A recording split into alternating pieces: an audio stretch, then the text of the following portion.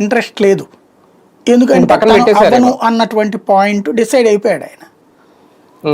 ఇక ఆల్టర్నేటివ్ కాపులు ముఖ్యమంత్రి ఇట్లాంటివన్నీ అప్పుడు మాట్లాడినాయి. జనాల్ని పోగేయడం కోసం ముందు కులాన్ని రెచ్చగొట్టారు.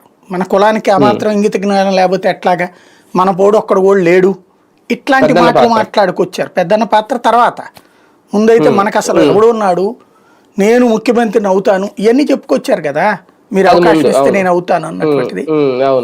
ఎప్పుడైతే 21 తీసుకున్న తర్వాత నుంచి ఆయన క్లియర్ కట్గా పిక్చర్ ప్రిపేర్ చేస్తున్నది ఏంటంటే, వాళ్ళ కార్యకర్తలకి ఎప్పుడైతే అసంతృప్తి పెరుగుతుందో, ఎప్పుడైతే వాళ్ళల్లో ఆవేదన వస్తుందో అది కవర్ చేయడంతో పాటుగా దబాయించడం, అంటే గట్టిగా మందలిస్తే కంట్రోల్ చేస్తున్నారు ఆయన. వాళ్ళల్లో ఆశని పురిగొల్పకుండా కంట్రోల్ చేస్తున్నారు. ఇప్పుడు కూటమి అన్నప్పుడు తెలుగుదేశం పార్టీ ఎమ్మెల్యే ఒక నియోజకవర్గంలో ఉన్నాడండి.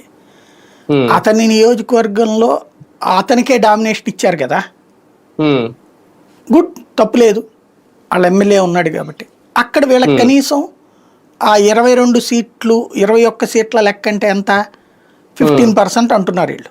175 సీట్లు కదా, 175లో 21 అంటే 17 అంటే 10%.